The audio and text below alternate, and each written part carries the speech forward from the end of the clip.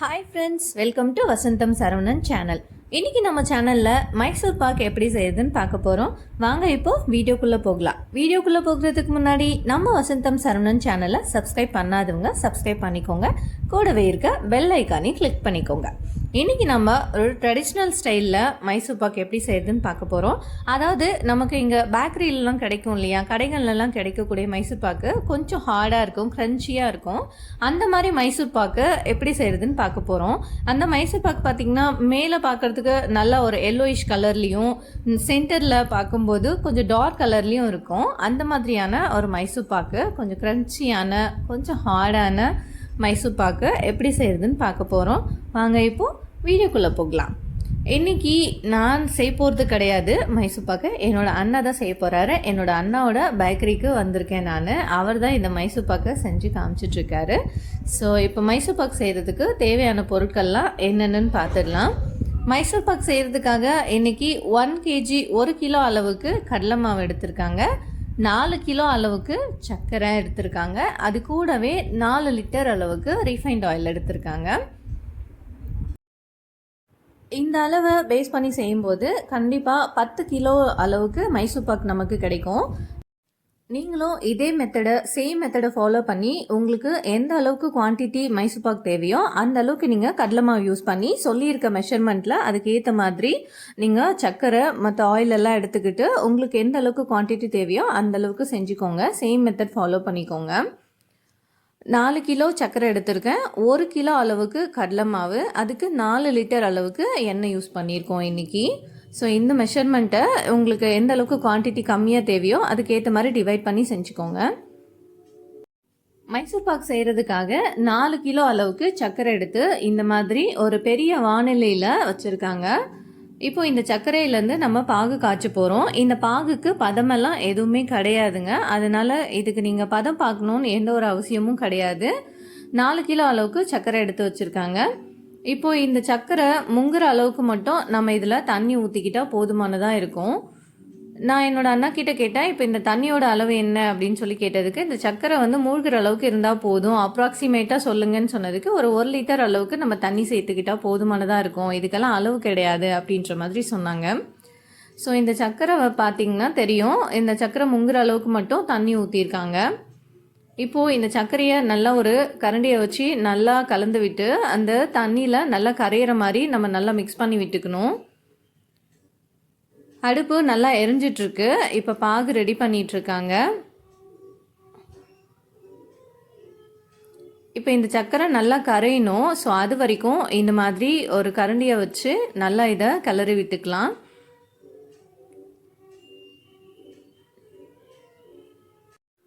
இப்போ நம்ம சேர்த்துருக்க சர்க்கரை முழுசும் நல்லா கரைஞ்சி அது பாகாகி வரணும். அது வரைக்கும் வெயிட் பண்ணுவோம். அடுத்ததாக பார்த்திங்கன்னா இந்த மைசூர் பாக் செய்கிறதுக்கு தேவையான அளவுக்கு எண்ணெய் சூடு பண்ணி வச்சுருக்காங்க. இந்த எண்ணெயோட அளவு பார்த்திங்கன்னா 10 லிட்டர் அளவு. ஆக்சுவலாக நமக்கு 4 லிட்டர் அளவுக்கு மட்டும்தான் எண்ணெய் தேவைப்படும். ஆனால் நான் இதை ரீசன் கேட்டதுக்கு என்ன சொன்னாங்கன்னா, 4 லிட்டர் அளவுக்கு நம்ம எண்ணெய் எடுத்துக்கிட்டோம்னா மைசூர் பாக்கு செஞ்சு முடிக்கிறதுக்குள்ளவே அது ஆறி போயிடும், அதோட சூடெல்லாம் ஆறி போயிடும். அதுக்காக 10 லிட்டர் அளவுக்கு எண்ணெய் எடுத்திருக்கோம். நம்ம சேர்த்துக்கும் போது 4 லிட்டர் அளவுக்கு மட்டும்தான் நம்ம சேர்த்துப்போம் அப்படின்னு சொல்லி ரீசன் சொல்லியிருந்தாங்க. அப்போ தான் அதோட சூடு குறையாமல் இருக்கும். ஸோ சூடான எண்ணெய் தான் யூஸ் பண்ணி மைசூர் பாக் செய்யணும். அதுக்காக குவான்டிட்டி அதிகமாக, அதாவது எண்ணெய் ஒரு 10 லிட்டர் அளவுக்கு எடுத்திருக்கோம். ஆனால் இதுக்கு 4 லிட்டர் அளவு மட்டும்தான் தேவைப்படும் அப்படின்னு சொல்லியிருந்தாங்க. இப்போ பாருங்கள், சர்க்கரையெல்லாம் கரைஞ்சி நல்லா பாகு ரெடியாக ஆரம்பிச்சிருச்சு. இந்த சர்க்கரை நல்லா கரையிற வரைக்கும் இந்த மாதிரி கரண்டியை வச்சு கைவிடாமல் கிண்டி விட்டுட்டே இருக்கணும். இப்போ இதுக்கு பாகுபதெல்லாம் கிடையாதுன்னு சொல்லியிருந்தேன் இல்லைங்களா, அதனால் இப்போ சர்க்கரை நல்லா கரைஞ்ச பிறகு இதில் 1 கிலோ அளவுக்கு கடலை மாவை எடுத்து சேர்த்தாச்சு. இப்போ கடலை மாவு சேர்த்த பிறகு அதே அந்த கரண்டியை வச்சு நல்லா கலரி விட்டுட்டு இருக்காங்க. இப்போ இந்த கடலை மாவு ஃபுல்லாக இதில் நல்லா கட்டிகள் இல்லாமல் கரைஞ்சி வரணும். அதுக்காக இந்த மாதிரி கைவிடாமல் கலரி விட்டுட்டே இருக்காங்க. அடுப்போட அனல் ஆரம்பத்துலேருந்தே அந்த சேம் அனலில் தான் மெயின்டைன் பண்ணிகிட்டு இருந்தாங்க. நீங்கள் வீட்டில் செய்கிற மாதிரி இருந்தால் உங்களுக்கு நீங்கள் அந்த ஸ்டவ்வை ஸ்லோ ஃப்ளேமில் இல்லை ஹை ஃப்ளேமில் வச்சு நீங்கள் அதை மெயின்டைன் பண்ணிக்கோங்க. ஆனால் கண்டிப்பாக கடலை மாவு சேர்த்த பிறகு இந்த மாதிரி கைவிடாமல் இதை கிண்டி விட்டுட்டே இருக்கணும். அப்படி இல்லாட்டி அது வந்து கெட்டி கெட்டியாக ஆகிடும். அப்போ மைசூர் பாக் வந்து நல்லா இருக்காது சாப்பிடும்போது. அதனால் இந்த நம்ம சேர்த்துருக்க கடலை மாவு எல்லாமே நல்லா கட்டிகள் இல்லாமல் கரையிற வரைக்கும் இந்த மாதிரி நம்ம ஒரு கரண்டியை வச்சு நல்லா இதை கிளறி விட்டுக்கணும்.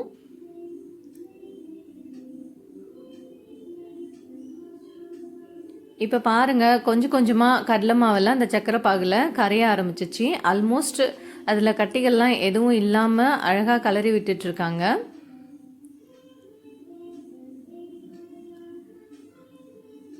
மைசூர் பாக் செய்கிறது ரொம்பவே ஈஸியான ப்ராசஸ் தான். ஆனால் நம்ம இதில் ஒரே வேலை என்னென்னா, நம்ம இதை கைவிடாமல் கிண்டிகிட்டே இருக்கணும். கை ரொம்பவே வலிக்க ஆரம்பிக்கும்.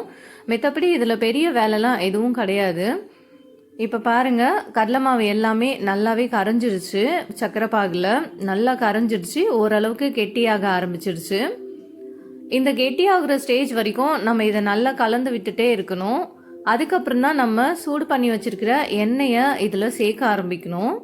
அதுக்காக ஃபர்ஸ்ட் நம்ம சக்கரை பாகுலே இந்த மாதிரி நல்லா இந்த கடலை மாவை கிளறி விட்டுட்ருக்கணும். அது ஃபுல்லாக அந்த கட்டிகள் இல்லாமல் கரைஞ்சி இந்த மாதிரி ஓரளவுக்கு சாலிடாக கெட்டியாகிற வரைக்கும் வெயிட் பண்ணணும்.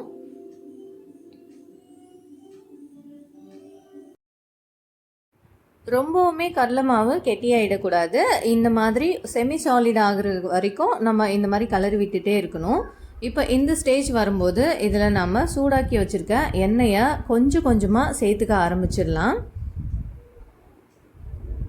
இப்போ பாருங்கள், எண்ணெய் சேர்க்கும் போதே எந்த அளவுக்கு எண்ணெய் சூடாக இருக்குது அப்படின்றது உங்களுக்கு தெரியும். ரொம்பவே சூடான எண்ணெய் தான் இதில் சேர்த்துக்கிறாங்க. ஸோ நீங்கள் செய்யும்போது கண்டிப்பாக எண்ணெய் வந்து நல்லா சூடாக இருக்க மாதிரி பார்த்துக்கோங்க. எண்ணெய்க்கு பதிலாக நீங்கள் நெய் கூட யூஸ் பண்ணி செஞ்சுக்கலாம்.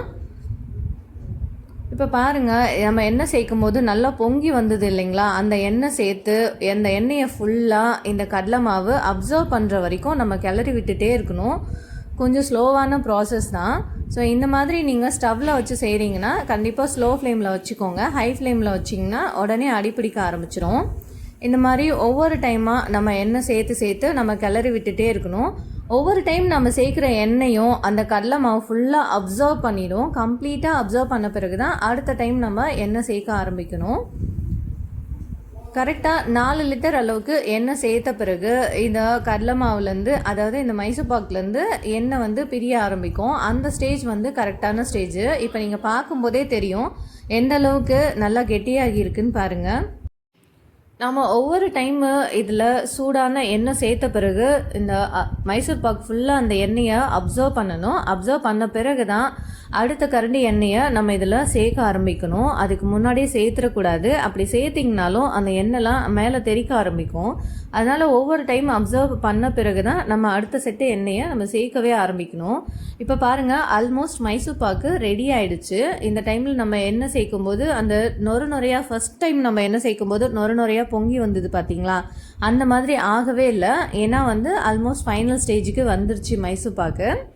இந்த ஸ்டேஜ் வரும்போது உங்களுக்கு அந்த எண்ணெயோட அப்சர்வேஷன் வந்து குறைய ஆரம்பிக்கும். அப்சர்வ் பண்ணுறது, அதாவது எண்ணெயை வந்து அதை இழுத்துக்கிறதுக்கு பதிலாக எண்ணெய் வந்து பிரிய ஆரம்பிக்கும். அதாவது இந்த மைசூர் பாக்குலேருந்து எண்ணெய் பிரிய ஆரம்பிக்கும். அந்த ஸ்டேஜ் தான் கரெக்டான பர்ஃபெக்டான அளவு மைசூர் பாக் ரெடி ஆகிடுச்சின்னு நம்ம தெரிஞ்சுக்கலாம். அதுலேருந்து அந்த ஸ்டேஜ் வரும்போது நம்ம உடனே ஸ்டவ் ஆஃப் பண்ணிவிட்டு அதை நம்ம இன்னொரு பிளேட்டுக்கு மாற்றிக்கலாம்.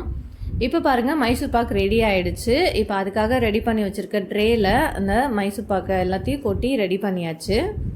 இப்போ அதை ஈவனாக ஆக்கிறதுக்காக இந்த மாதிரி ஒரு பிளேட் வச்சு அது மேலே லைட்டாக இந்த மாதிரி டச் பண்ணி விடுறாங்க. அப்போ தான் ஈவனாக இருக்கும் அப்படின்னு சொன்னாங்க. இந்த மாதிரி நம்ம மைசூர் பாக்கை ஒரு பிளேட்டுக்கு மாற்றின பிறகு அது ரொம்பவே சூடாக இருக்கும். அந்த டைம் தயவு செஞ்சு கையை எதுவும் வச்சிடாதீங்க. அப்போ கையில் கண்டிப்பாக கொப்பளம் போட்டுரும். இப்போ பாருங்கள், இன்னுமே நம்ம இந்த மைசூர் பாக்கை ஒரு ட்ரேக்கு மாற்றியாச்சு. ஆனால் அதில் இருக்க எண்ணெய் பாருங்கள், அந்த ஹோலில் எந்த அளவுக்கு கொதிச்சிட்ருக்குன்னு பாருங்கள். அந்த அளவுக்கு இப்போ நல்ல சூடாக இருக்குது. நல்லா உங்களுக்கு பார்த்தாலே தெரியும் அந்த எண்ணெய், அந்த மைசூர் பாக்கில் இருக்க எண்ணெய் நல்லா கொதிச்சிட்ருக்கு.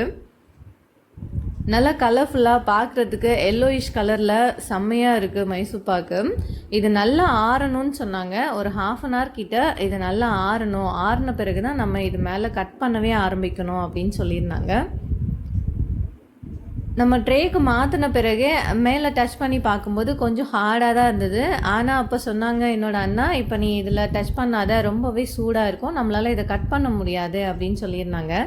அது மட்டும் இல்லாமல் நம்ம இந்த மாதிரி மைசூர் பாக்கு ரெடி பண்ணிவிட்டு ஒரு பிளேட்டுக்கு மாற்றின பிறகு அது நல்லா கம்ப்ளீட்டாக ஆறுற வரைக்கும் வெயிட் பண்ணணும். அப்படி இல்லாட்டி நமக்கு அந்த ப்ரௌன் கலர், சென்டரில் இருக்க ப்ரௌன் கலர் கிடைக்காது அப்படின்னு சொல்லியிருந்தாங்க. நல்லா ஆறின பிறகு நம்ம கட் பண்ண ஆரம்பித்தோம்னா அப்போ தான் அதுலேருந்து அந்த brown colour, dark brown colour சென்டரில் வர்றது கிடைக்கும் அப்படின்னு சொல்லியிருந்தாங்க. இது ஒரு டிப்புன்னு சொன்னாங்க. இப்போ பாருங்கள், ஆல்மோஸ்ட் மைசூர் பாக்கு நல்லா ஆறிடுச்சு. இப்போ அது மேலே நமக்கு தேவையான அளவுக்கு சைஸ்க்கு இந்த மாதிரி ஒரு கத்தியை வச்சு கட் பண்ணி விட்டுக்கலாம்.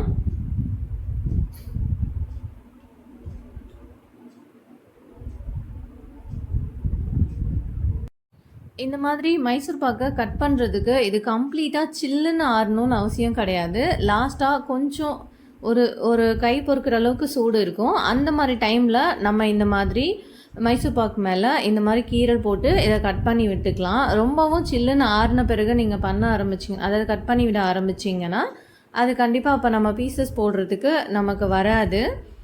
நம்ம இந்த மாதிரி ஓரளவுக்கு கை பொறுக்கிற சூடு இருக்கும்போது அந்த டைமில் நம்ம இந்த மாதிரி ஒரு கத்தியை வச்சு கீரல் போட்டு கட் பண்ணி விட்டுக்கலாம். ஆனால் மைசூர் பாக்கை தனித்தனியாக எடுக்க வேண்டாம். இதை தான் அவங்க எக்ஸ்பிளைன் பண்ணியிருந்தாங்க. இந்த மாதிரி கட் பண்ணி விட்டுட்டு கொஞ்சம் நேரத்துக்கு அப்புறமா அந்த டைமில் நல்லா கம்ப்ளீட்டாக சில்லுன்னு ஆனதுக்கு அப்புறமா நம்ம இதை ஓப்பன் பண்ணி பார்த்தோம்னா அந்த டார்க் ப்ரௌன் கலர் கிடச்சிருக்கோம் அப்படின்ற மாதிரி சொல்லியிருந்தாங்க.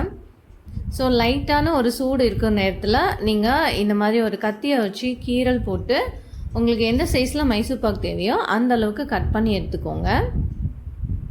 அதுக்கப்புறமா நல்லா ஆற விட்டுட்டு நல்லா கம்ப்ளீட்டாக சில்லுன்னு ஆன பிறகு அதுக்கப்புறமா ஒவ்வொரு பீசஸாக எடுத்துக்கலாம். அந்த மாதிரி எடுக்கும்போது ப்ரௌன் கலரில் நல்லா அந்த கலர் நல்லா வந்திருக்கும். இப்போ பாருங்கள், நமக்கு தேவையான அளவுக்கு இந்த மைசூர் பாக்கில் அழகாக கட்டிங்கெல்லாம் போட்டாச்சு. நான் சொன்னேன்றதுக்காக நான் வீடியோ எடுக்கிறேன், அதுக்காக சும்மா ஒரு பீஸ் மட்டும் எடுத்து காமிங்க அப்படின்னு என்னோடய அண்ணா கிட்டே சொல்லியிருந்தேன். அதுக்காக அவங்க ஜஸ்ட்டு சைடில் இருந்த இந்த மைசூர் பாக்கு மட்டும் கொஞ்சம் போல் இந்த மாதிரி தள்ளி விட்டு காமிச்சிருந்தாங்க. பாருங்கள், நான் ஜஸ்ட்டு ஒரு மைசூர் பாக்கு எடுக்கலான்னு ட்ரை பண்ணேன். ஆனால் ரொம்பவே உள்ளுக்குள்ளே ரொம்பவே சூடாகவே இருந்துச்சு. ஸோ இந்த சூடெல்லாம் ஆறின பிறகு தான் அந்த ப்ரௌன் கலர் வரும் அப்படின்னு சொல்லி என்னோடய அண்ணா சொல்லியிருந்தார். சும்மா நான் கேட்டதுக்காக ஒரு 2 பீஸ் மைசூர் பாக்கு மட்டும் எடுத்து ஒரு பேப்பரில் வச்சு காமிச்சிருந்தாங்க. இப்போ ஆல்மோஸ்ட்டு மைசூர் பாக்கு நல்லா கம்ப்ளீட்டாக ஆறிடுச்சு.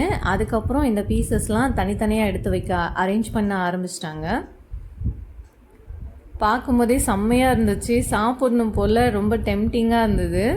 அவ்வளோ அழகாக இருந்துச்சு. இவ்வளோ ஒரு பிக் குவான்டிட்டியில் ஃபர்ஸ்ட் டைம் நான் செய்யும்போது பார்க்குறேன். நல்லா அழகாக எல்லா மைசூர் பாக்கும் ஈவனாக ஒரே ஷேப்புக்கு கட் பண்ணி வச்சுருந்தாங்க. நல்லா மேலேயும் கீழேயும் பார்க்குறதுக்கு எல்லோ கலராக இருந்தது. சென்டரில் மட்டும் நல்ல டார்க் ப்ரௌன் கலரில் இருந்துச்சு. இப்போ இந்த மாதிரி கட் பண்ணி இது எல்லாத்தையும் பிரித்து விட்டோம். கொஞ்ச நேரத்துக்கு வெயிட் பண்ணிகிட்டு இருந்தாங்க. வெயிட் பண்ணி அதுக்கப்புறம் தான் நல்லா கம்ப்ளீட்டாக சில்லுன்னு ஆறின பிறகு தான் எடுத்து இன்னொரு பிளேட்டுக்கு அழகாக அதை அரேஞ்ச் பண்ணி அடுக்க ஆரம்பிச்சிருந்தாங்க.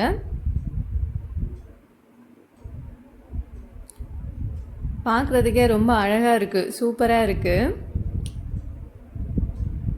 இப்போ இதை கடைக்கு எடுத்து போடுறதுக்காக அந்த ட்ரேயில் வச்சு ஒன்று ஒன்றா எடுத்து அடுக்க ஆரம்பிச்சிட்டாங்க. இப்போ அரேஞ்ச் பண்ணும்போது பாருங்கள், உங்களுக்கு நல்லாவே தெரியும். சைட்லலாம் நல்லா எல்லோ கலர்லாம் இருக்குது. சென்டரில் மட்டும் பார்த்திங்கன்னா நல்லா டார்க் ப்ரௌன் கலரில் இருக்குது. நம்ம இதில் கடலை மாவு தான் சேர்த்துருந்தோம். ஆனாலும் கலர் பாருங்கள் எப்படி எந்த அளவுக்கு ஒரு வேரியேஷன் கொடுக்குதுன்னு சொல்லிட்டு. சைடில் எல்லோ கலர்லேயும் சென்டரில் நல்ல டார்க் கலர்லேயும் கொடுக்குது. இந்த கலருக்காக தான் நம்ம இந்த மைசூர் பாக்கை நல்லா ஆறின பிறகு கட் பண்ணி எடுக்கணும். அதாவது கட்டிங் போட்டுட்டு அதுக்கப்புறம் ஆறின பிறகு தனித்தனியாக பிரித்து எடுக்கணும்னு சொல்லியிருந்தாங்க. இந்த கலர் வேணும்னா நீங்களும் இதே மாதிரி சேம் மெத்தடை ஃபாலோ பண்ணுங்கள். 1 கிலோ கடலை மாவுக்கு கிட்டத்தட்ட ஒரு 10 கிலோவுக்குமே கொஞ்சம் அதிகமாக இருக்கும் அப்படின்னு தான் சொல்லியிருந்தாங்க. ஆனால் அப்ராக்சிமேட்டாக 10 கிலோ கன்ஃபார்மாக கிடைக்கும் அப்படின்னு சொல்லியிருந்தாங்க. ஸோ 1 கிலோ கடலை மாவுக்கு நமக்கு 10 கிலோ அளவுக்கு மைசூர் பாக்கு கிடச்சிருக்கு. நீங்கள் இந்த அளவை நோட் பண்ணி வச்சுக்கிட்டு உங்களுக்கு குவான்டிட்டி கம்மியாக தேவைப்பட்டால் அதுக்கேற்ற மாதிரி டிவைட் பண்ணிக்கோங்க. இன்றைக்கி நம்ம எடுத்துருக்கிறது 1 கிலோ கடலை மாவு, அதுக்கு 4 கிலோ அளவுக்கு சர்க்கரை, 4 லிட்டர் அளவுக்கு ரீஃபைண்ட் ஆயில். நீங்கள் ரீஃபைண்ட் ஆயிலுக்கு பதிலாக வேறு ஏதாவது நீங்கள் நெய் அந்த மாதிரி கூட யூஸ் பண்ணிக்கலாம். ஸோ இந்த மெஷர்மெண்ட்டை நீங்கள் டிவைட் பண்ணி கம்மியான குவான்டிட்டியில் கூட நீங்கள் செஞ்சுக்கலாம். இந்த சேம் மெத்தடை ஃபாலோ பண்ணி கண்டிப்பாக நீங்களும் உங்கள் வீட்டில் இந்த ரெசிபியை செஞ்சு பாருங்கள். செஞ்சு பார்த்துட்டு மைசூர் பாக்கு எவ்வளோ டேஸ்டியாக இருந்ததுன்னு கமெண்ட் பண்ணுங்கள். இந்த ரெசிபி உங்களுக்கு ரொம்ப பிடிச்சிருந்தா உங்களோட ஃபேமிலி அண்ட் ஃப்ரெண்ட்ஸ்க்கு ஷேர் பண்ணுங்கள், கமெண்ட் பண்ணுங்கள். தேங்க்ஸ் ஃபார் வாட்சிங்.